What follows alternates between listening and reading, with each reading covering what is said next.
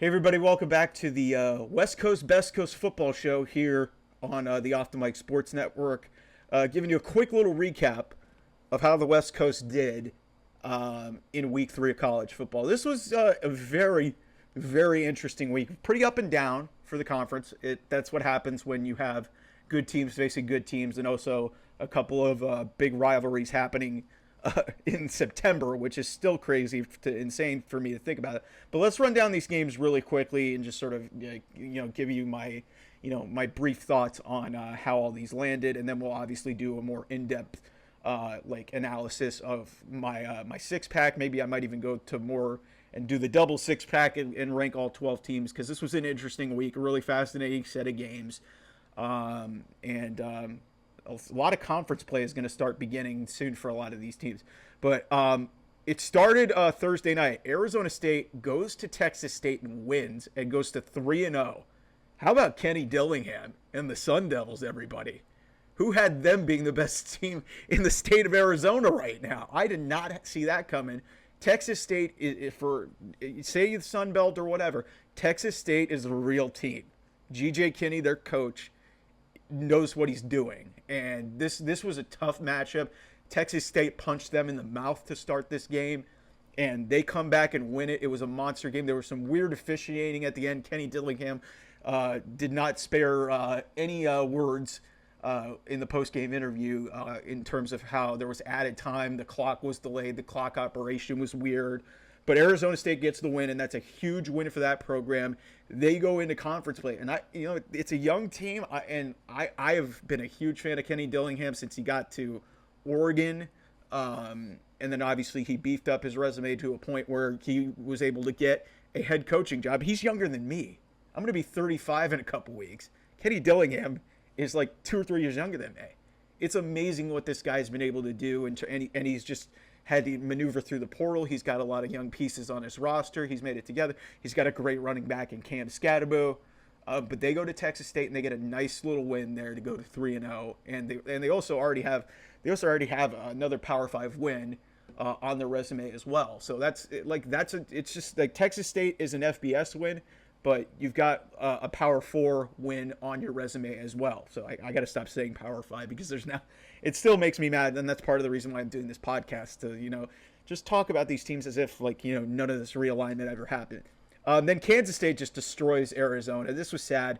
Noah Fafita played okay, but he didn't throw any touchdowns. There was only one touch. It was 31-7. Kansas State just destroyed them.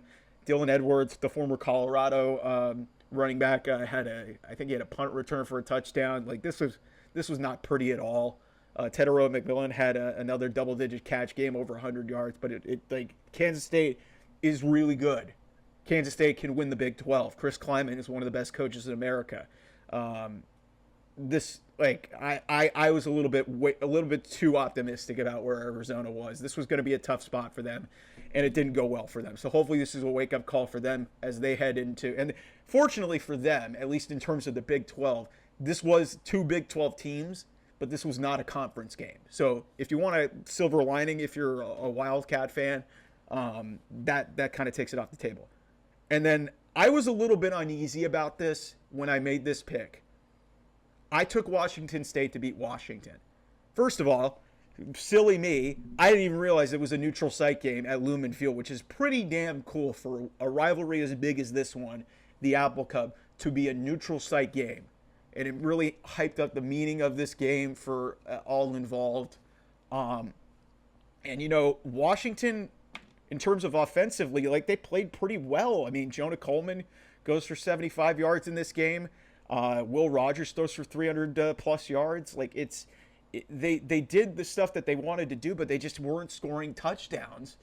And John Mateer had 3 of them. He had 2 rushing touchdowns, spectacular, threw a touchdown pass, and then it came down to a play at the goal line where I have no idea what Jed Fish was doing. And I think he did this last year. It was more of a toss, not an option look. But he did a toss play to Jonah Coleman, basically to decide the game against USC. And I think it was double or triple overtime. I was at that game.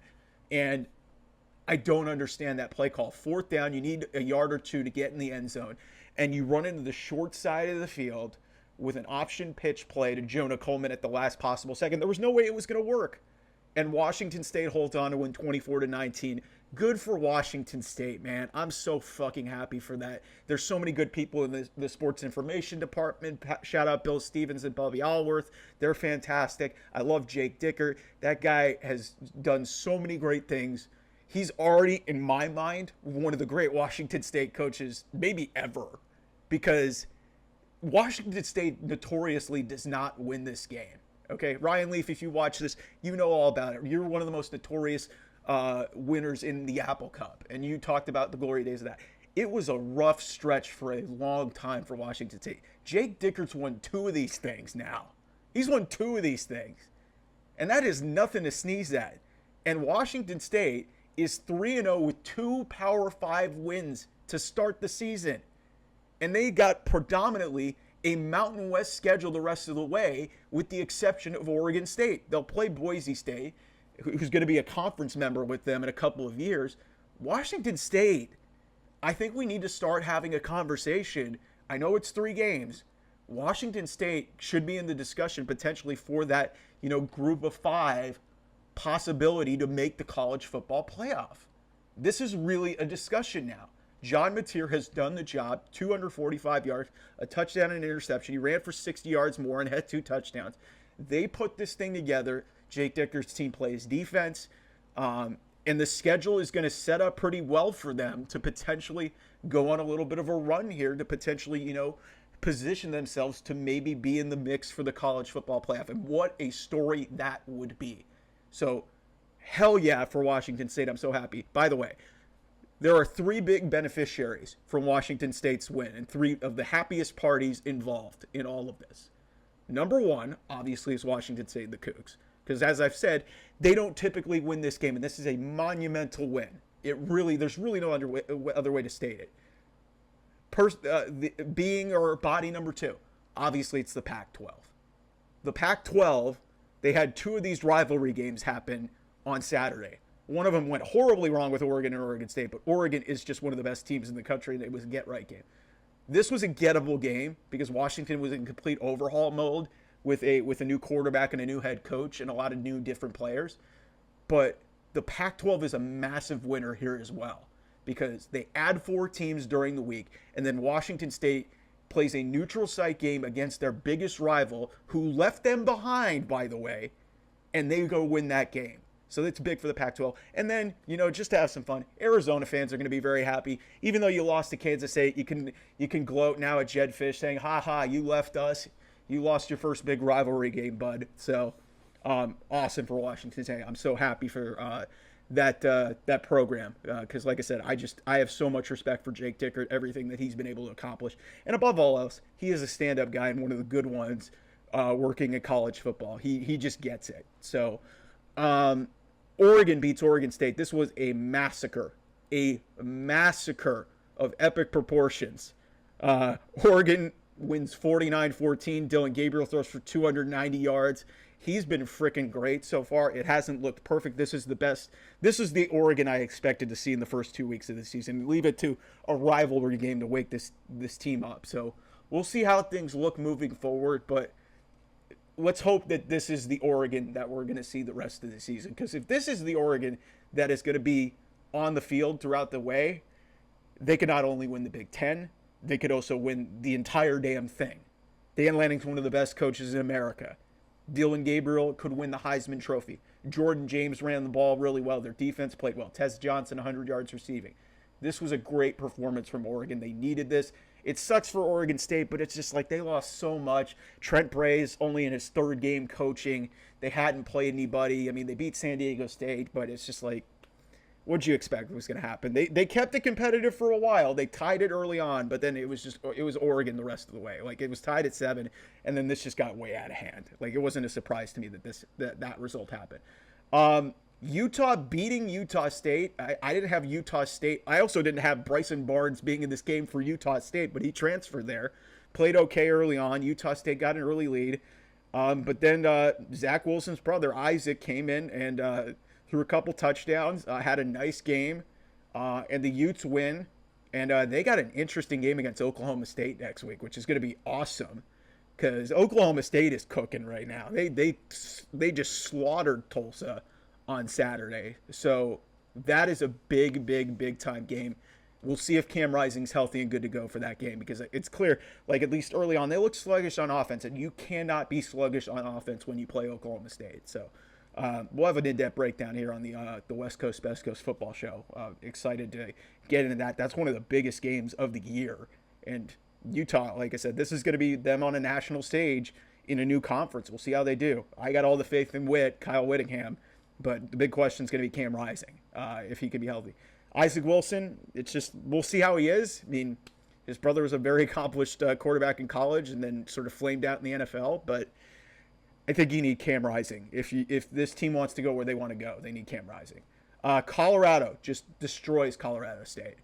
I was very wrong about this. I was very, very wrong about this in terms of thinking that Colorado State would have the ability to compete. Colorado State talked a ton of shit during the week.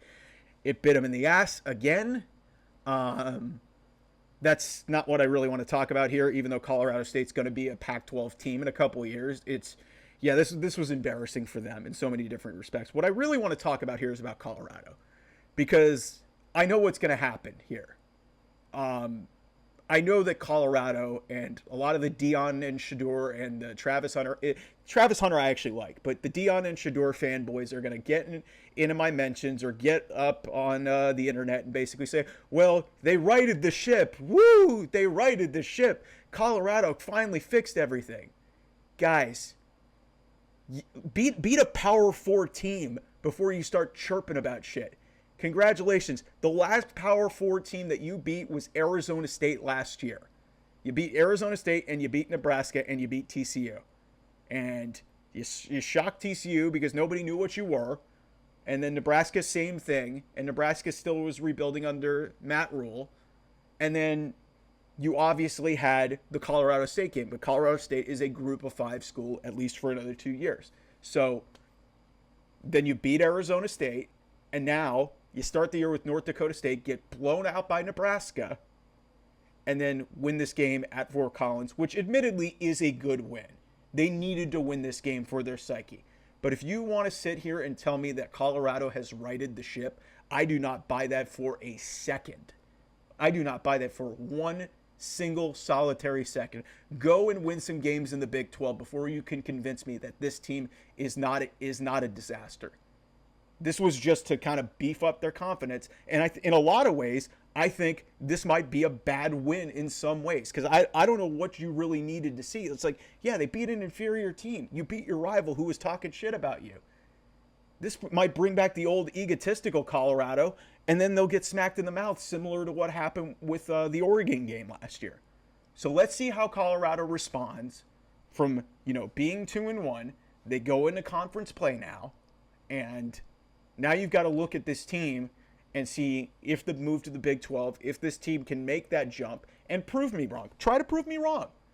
I just have no reason for optimism because they went and faced a Power 4 team in Nebraska and got destroyed. They got destroyed. And for a large chunk of last year in the Pac-12, they got murdered too. The only team that they beat was a really bad Arizona State team. And that happened over a year ago. That's the last Power 4 team that they beat. So congratulations. You guys beat Colorado State. Go ahead and prove it in the Big 12. Because I am not optimistic about the direction of this program. But hey, they got to win. They needed the win, and they did it in dominating fashion. Travis Hunter had 2 touchdowns. Shador Sanders had 4 touchdowns. I should have seen this coming. I was trying to be a little bit a little bit pessimistic about Colorado just because of how bad they looked against Nebraska, but they righted the ship. I give them credit. So, man, I was at this game for a half. This game was over in about 5 minutes. Indiana absolutely, positively just blows away UCLA. 42-13, UCLA's Big Ten Conference debut. This is not how you join a conference. And I know a lot of this isn't really UCLA's fault. Deshaun Foster gets thrown into a position. He's never been a head coach at any level. He gets thrust into a position because Chip Kelly leaves to go to be the offensive coordinator at Ohio State. And Deshaun Foster, God bless him, is just, I just don't know how ready he is for this job. and they've got some talent there. Eric Bieniemy, their offense just did not work. They fumble a snap early on in this game, and Kirk Cignetti, I said it on the show. Watch out for Indiana, man. I know this is more of a West Coast show. Kirk Cignetti is a damn good football coach, and that was a message to the Big Ten. Do not fuck around with Indiana this year. This is not going to be a walkover opponent for like some of the superior heavyweights of this league. Do not mess around with Indiana. Curtis throws for 4 touchdowns. It just was not pretty at all for UCLA, and this was not a great start to the Deshaun Foster era. And now they got to go to LSU next week. Yikes! But that being said, LSU did not look particularly good and needed a last-second touchdown to beat a team that was playing with their backup quarterback for a half. So, but yeah, Indiana, that was just bad. I said it on the show when I was previewing it. I'm starting to love the Cal Bears, man. They keep getting it done. Fernando Mendoza gets it done. Man, they just find ways to win. They found a way to win. They found a way to win on the road at Auburn.